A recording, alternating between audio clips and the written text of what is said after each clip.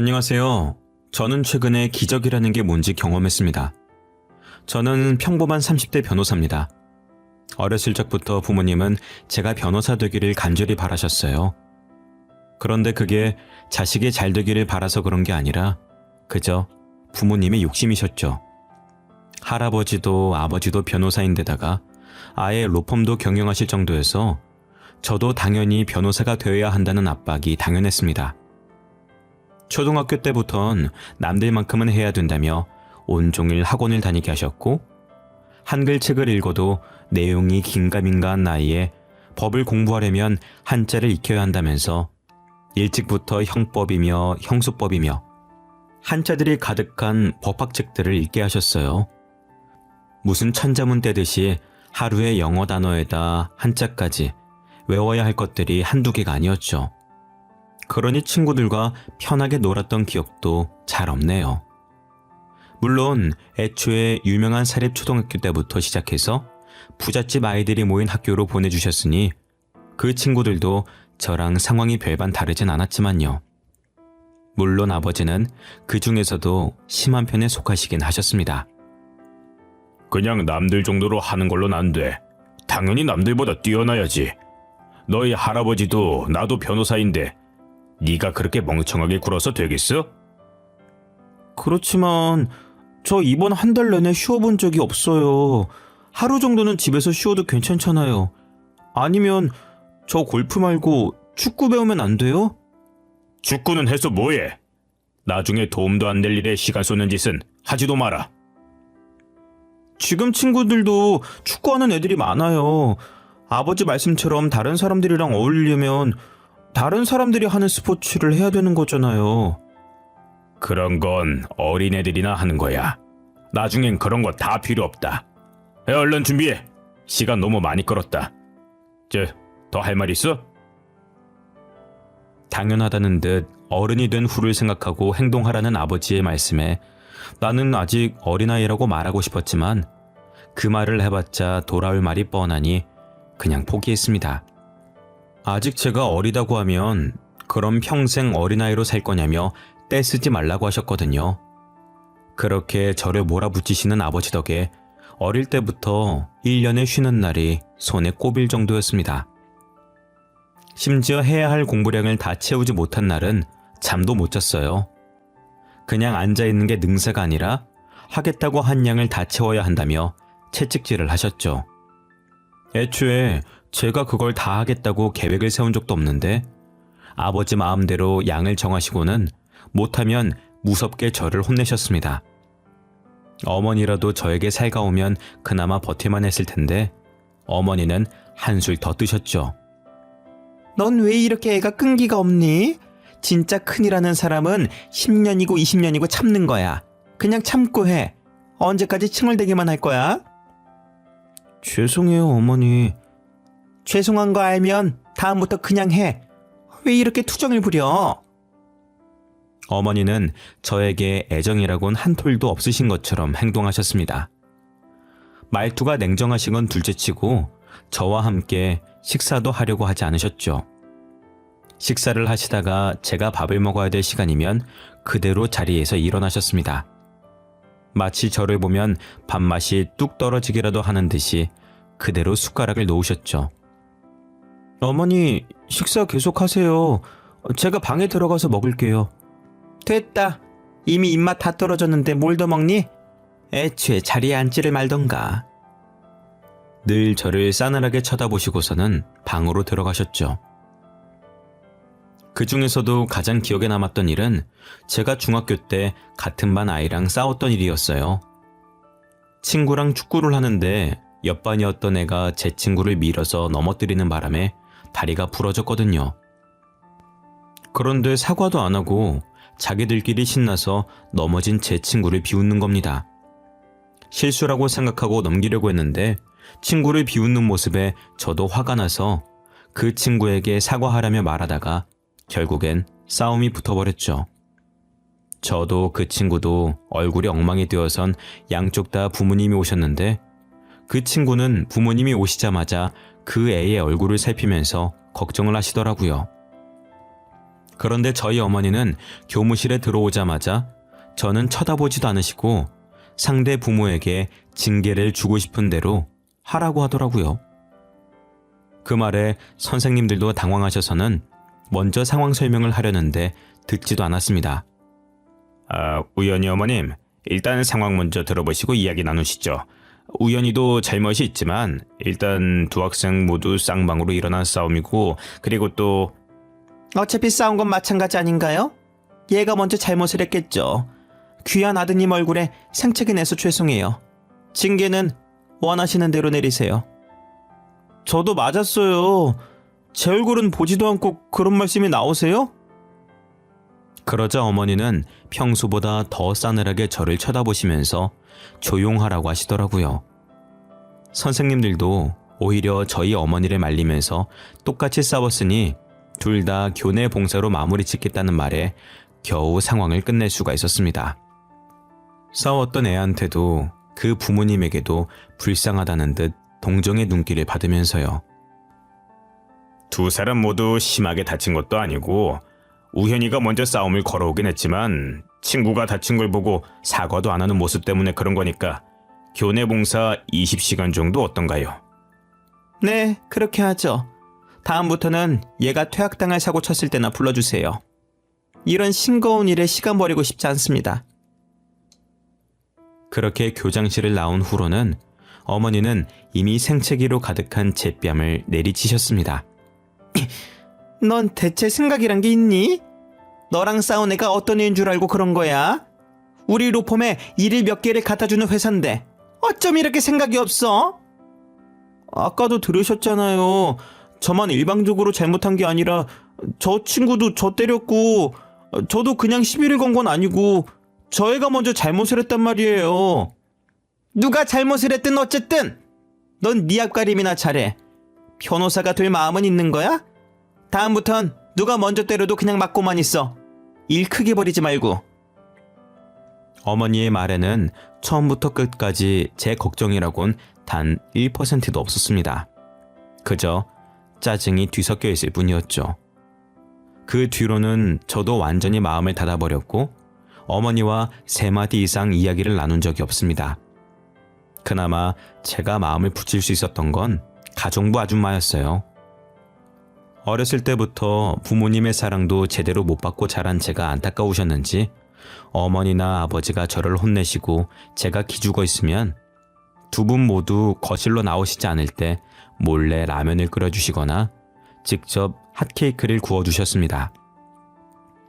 아버지가 몸에 안 좋다면서 라면이나 밀가루가 많이 들어간 음식은 절대 못 먹게 하셨거든요. 그나마 그 집에서 버틸 수 있었던 유일한 이유는 가정부 아주머니 덕분이었습니다. 그렇게 고등학교까지 마치고 아버지가 바라시던 법대를 들어갔습니다. 하지만 대학에 들어가도 달라지는 건 없었죠. 아버지는 제가 들어야 하는 수업들을 모두 정해주셨고 저는 그때쯤에는 모든 걸 포기하고 그냥 아버지가 시키는 대로 따랐습니다. 그런데 교수님의 방에 성적 확인을 하러 갔다가 제 시험지를 채점한 걸 보게 됐습니다. 다른 친구들의 채점지는 열심히 읽어보셨는지 여기저기 체크도 되어 있고 동그라미들도 있었는데 유난히 제 시험지는 그대로더라고요.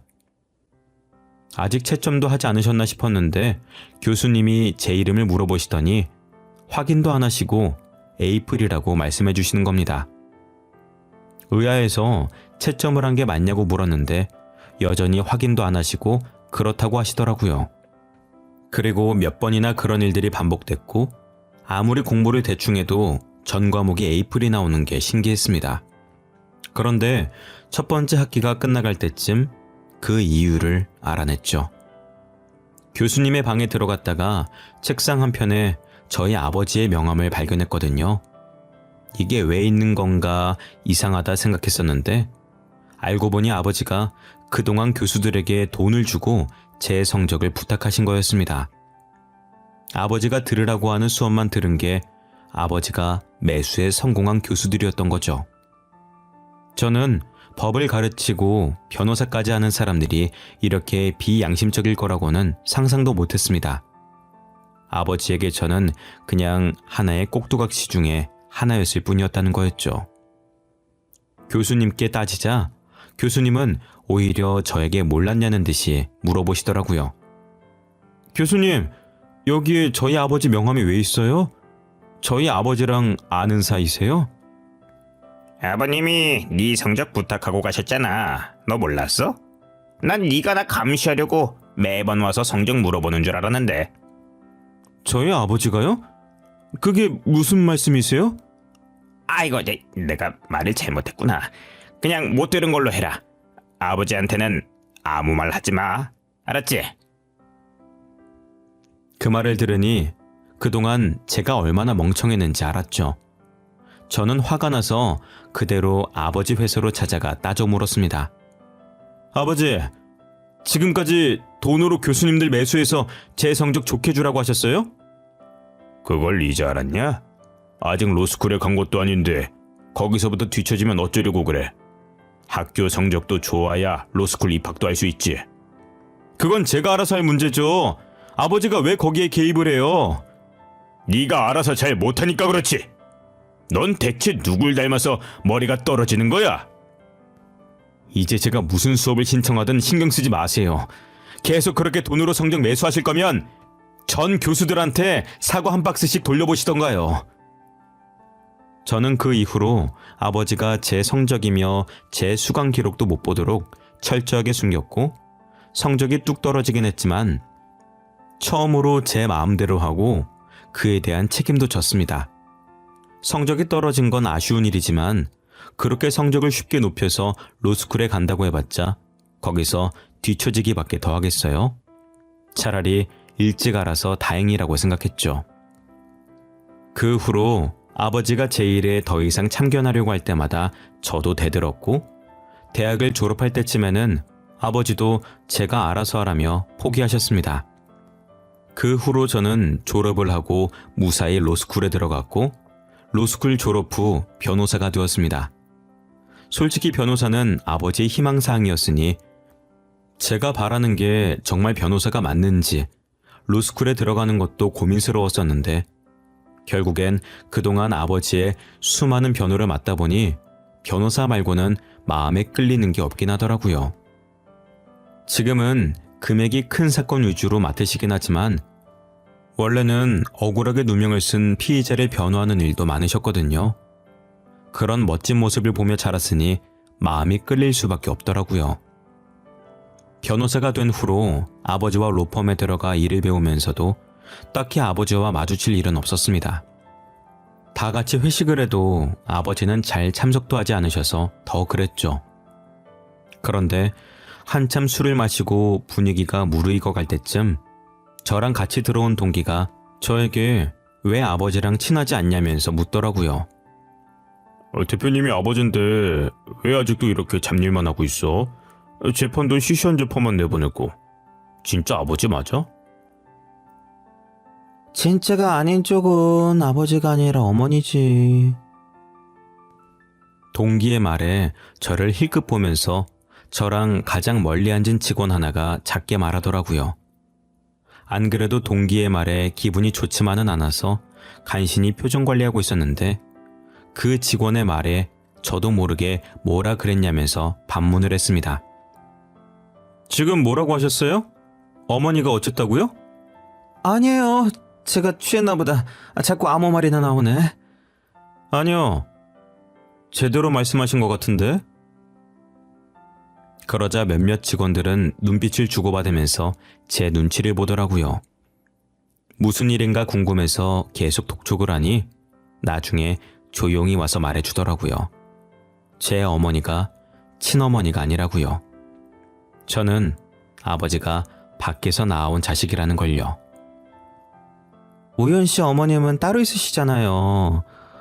지금 같이 사시는 분은 아이를 못 낳는 몸이세요.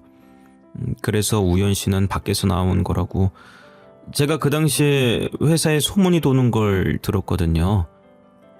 지금 무슨 말씀하시는 거예요? 그리고 아무리 그때 소문을 들었다고 하셔도 남의 가정사를 막 그렇게 말씀하시고 다녀도 되는 거예요? 아이, 죄송해서. 저도 술에 취해서 그만 입이 방정이네요.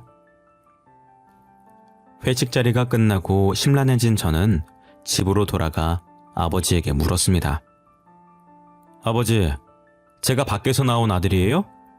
그래서 그동안 변호사가 아니면 아무짝에도 쓸모가 없다는 듯이 말씀하셨던 거예요? 그러자 아버지는 한숨을 푹 내쉬더니 맞다고 대답하셨습니다. 하지만 그 뒤로 어떤 상황 설명이나 숨겨서 미안하다는 말 같은 건 따라 나오지 않았어요. 더는 아버지에게 뭔가를 묻고 싶지도 않았고 저도 그대로 방으로 올라와 짐을 쌌습니다. 그날 저는 집을 나왔고 그 이후로 몇 달이나 지나도록 집으로 돌아가지 않았죠. 하지만 그래도 어머니나 아버지는 저를 찾지도 않으시더라고요. 그러다 하루는 아버지가 재판에 필요한 서류를 집에 놔두고 오셨다면서 다른 직원이 저에게 부탁하더라고요. 어차피 제 집이니 제가 가는 게 편하지 않겠냐면서요. 가기 싫었지만 일이니까 어쩔 수 없이 거절하지도 못하고 집으로 향했습니다. 오랜만에 간 집에는 가정부 아주머니밖에 안 계셨어요. 우연아, 오랜만이야. 어떻게 그동안 한 번을 안 오니? 밥은 잘 챙겨 먹었고 집에 반찬은 있어?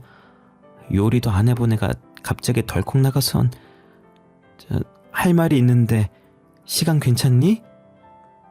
그리고 갑자기 진지한 표정으로 아줌마는 저에게 제 친엄마에 대한 이야기를 해주셨습니다. 네가 친모가 따로 있다는 이야기를 듣고 집을 나갔다는 건 들었어. 네 친엄마가 보고 싶진 않아? 제 친어머니를 알고 계세요? 알다마다 내 동생인걸. 다른 게 아니라 걔가 지금 많이 아파. 한 번만 만나러 가줄 수 있겠니? 갑작스러운 아줌마의 말에 저는 당황했습니다. 그때까지도 친어머니를 만나야겠다는 생각은 해본 적이 없었거든요. 제가 만나고 싶어도 만날 수 있는 것도 아니고 누군지도 모르니 먼 이야기 같았습니다. 그런데 친어머니를 만날 수 있는 연결고리가 이렇게 가까이 있을 거라곤 상상도 못했죠. 아무것도 모르는 저를 위해 이모는 있었던 일들을 간략하게 설명해 주셨습니다.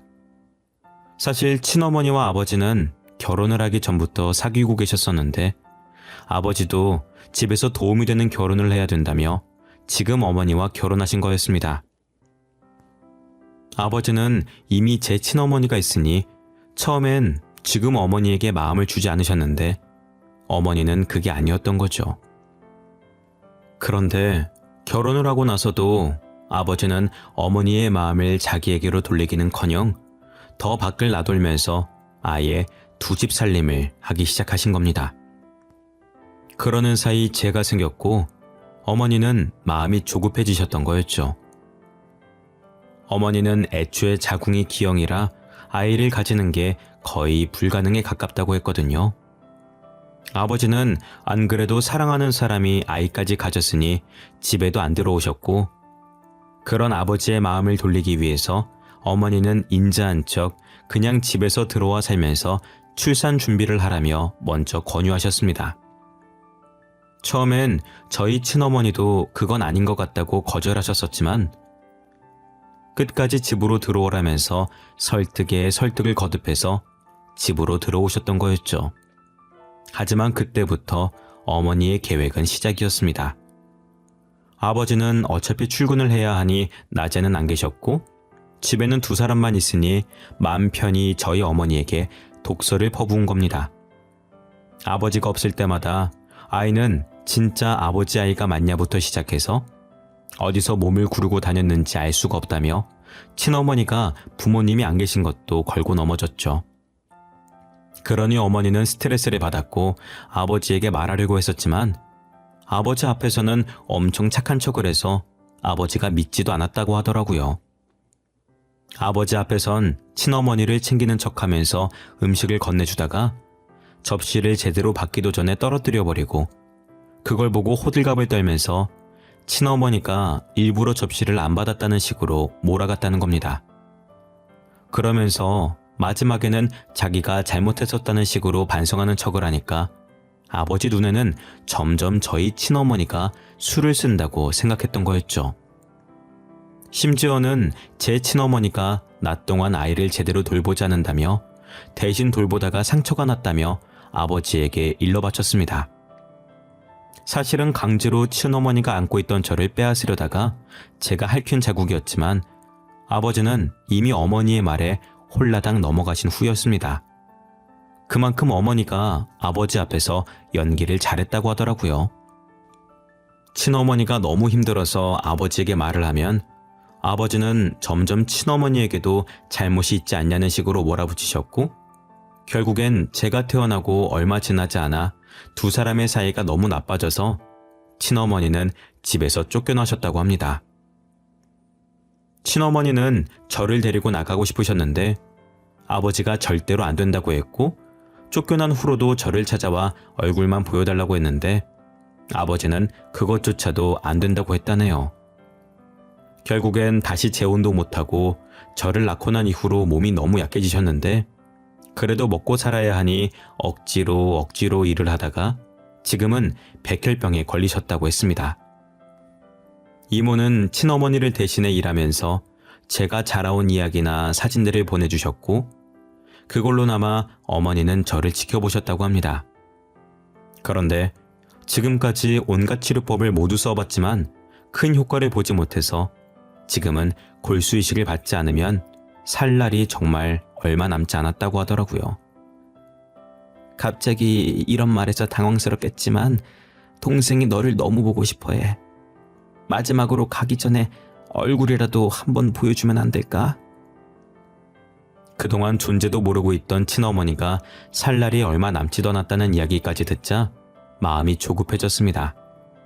저는 최대한 빨리 가보겠다고 약속을 했죠.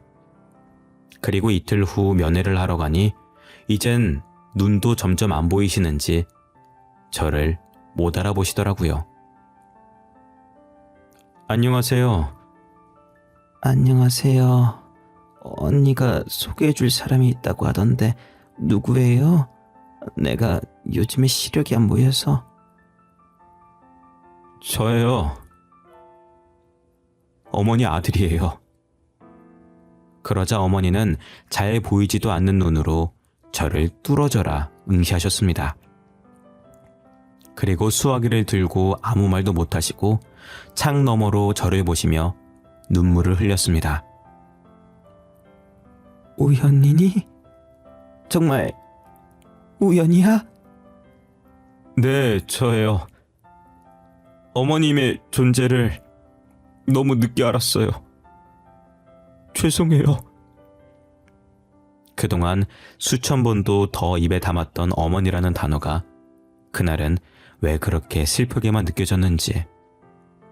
저도 결국엔 어머니라는 단어에서 목이 메어 더 말을 할 수가 없겠더라고요.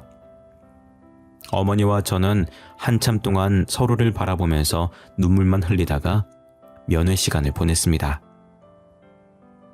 그 후로 저는 매일같이 어머니를 찾아가 면회를 했습니다.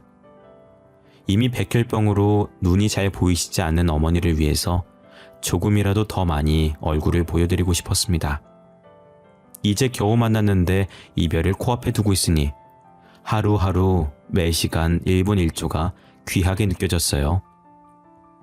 혹시나 제 골수라도 맞을까 싶어서 검사를 해봤지만 이식은 불가능했습니다. 제가 자식인데도 골수가 안 맞아요? 검사 다시 한 번만 해보면 안 될까요? 검사를 다시 한다고 해서 결과가 달라지는 건 아니에요. 보호자분 마음도 충분히 이해는 하지만 새로운 기증자를 기다리는 수밖에 없습니다. 결국 제가 할 수 있는 건 아무것도 없다는 말에 너무 제 스스로에게 화가 났습니다. 그 몇 달 동안 왜 친어머니를 찾으려고 하지 않았을까 하는 후회도 들었고요. 그동안 제게 사실을 알려주지 않았던 아버지도 너무 미웠습니다.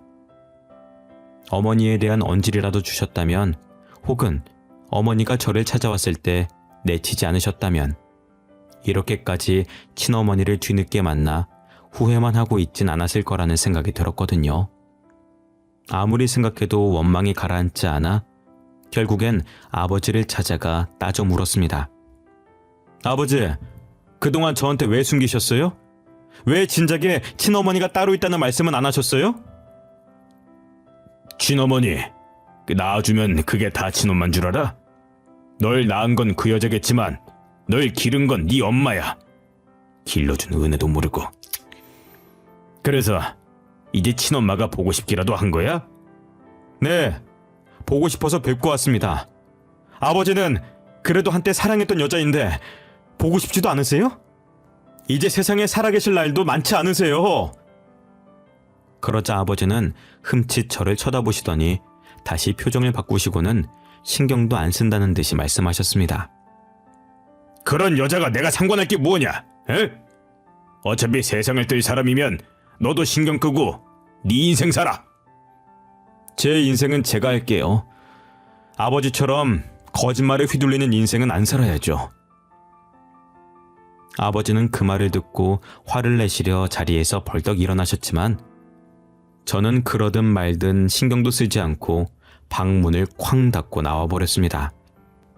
그 후로도 어머니는 하루하루 살아가시는 게 아니라 죽어가시는 중이셨고 제 앞에선 희미하게 웃고 계셨지만 그 너머에 보이는 고통이 보일 때면 이렇게 손 놓고 아무것도 할 수 없다는 게 너무 무기력해졌습니다.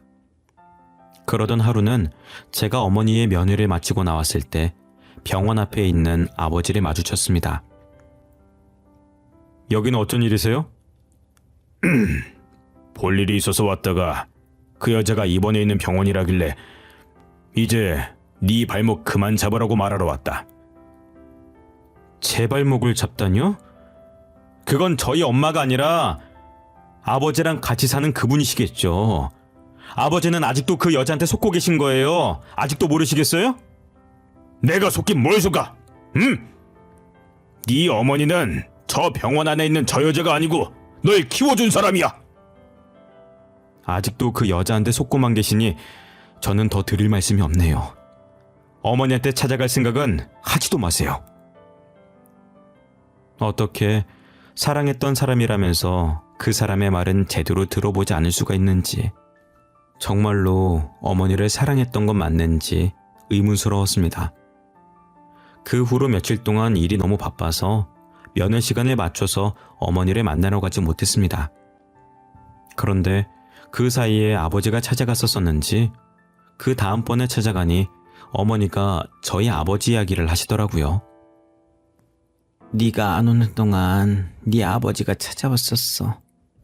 아버지를 너무 미워만 하지 마. 그래도 부모 자식인데 나도 가고 나면 정말 하나뿐인 가족일 텐데. 그런 소리 하지 마세요. 부모 자식 인연을 끊어놓은 사람인데 어떻게 미워하지 않을 수가 있겠어요? 어머니를 이렇게 만든 건 아버지나 다름이 없다고요. 아니야. 그게 왜 그 사람 탓이야. 안 그래도 얼마 전에 언니한테 이야기를 다 들었는지 찾아와서 미안하다고 사과하고 자기도 골수이식 검사를 해보겠다고 하더라.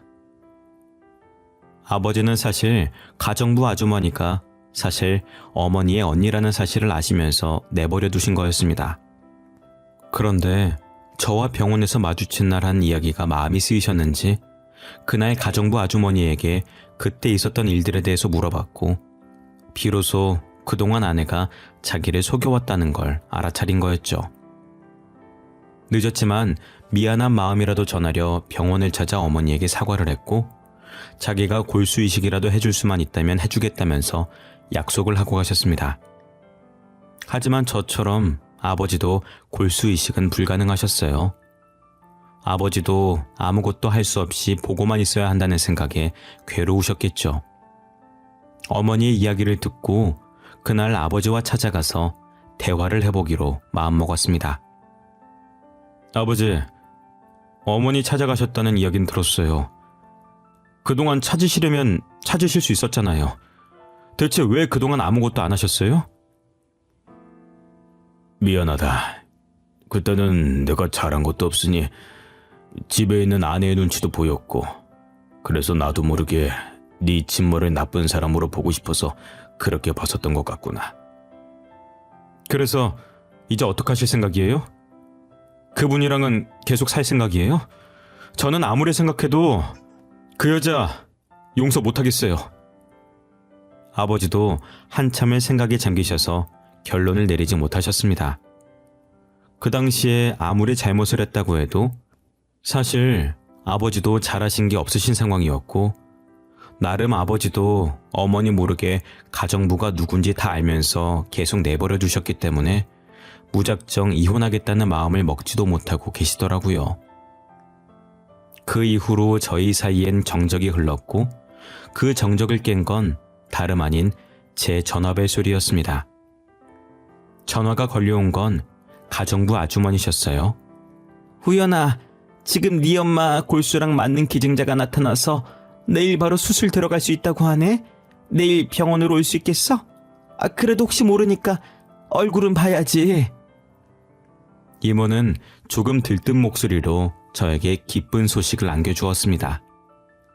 그 소식을 들은 아버지와 저는 안도하는 마음에 처음으로 다정하게 껴안고 눈물을 흘렸습니다. 다음날 바로 어머니는 수술에 들어가셨고, 수술도 잘 됐고, 그 후로 어머니는 점차적으로 몸을 회복하셨습니다. 아버지는 어머니가 다시 회복하시는 걸 보고 결심을 하셨는지 이혼을 결심하셨습니다. 처음엔 그 여자가 절대로 안 된다며 거부했지만, 그럼 알아서 하라며 아버지도 집에서 나오시고 가정부며 일하시던 분들도 모두 그만두니 그 큰 집에 쓸쓸히 혼자 있는 건 못 견디겠는지 이혼을 하겠다고 하시더라고요. 따지고 보면 아버지가 유책 배우자라 먼저 이혼 소송을 걸 수도 없는 노릇이었는데, 생각보다 그 긴 세월 동안 지친 건지 금방 포기한 덕분에 어머니가 퇴원을 하시던 날 아버지와 어머니는 혼인신고서를 작성하셨습니다. 돌고 돌아 결국엔 이렇게 되는 걸 보니 정말 인연이라는 게 있는 것 같더라고요. 거기다 제 나이 30이 넘어서 아들도 아닌 여동생이 생겼네요. 병원에서도 항암 치료 기간도 길었고 나이도 있는데 이렇게 자연 임신이 된 게 기적이라면서 의사 선생님도 놀라워하시더라고요. 이제 곧 아이가 태어나는데 곧 태어날 아이를 보고 있으니 아버지도 만감이 교차하셨는지 저에게 먼저 사과를 하셨습니다.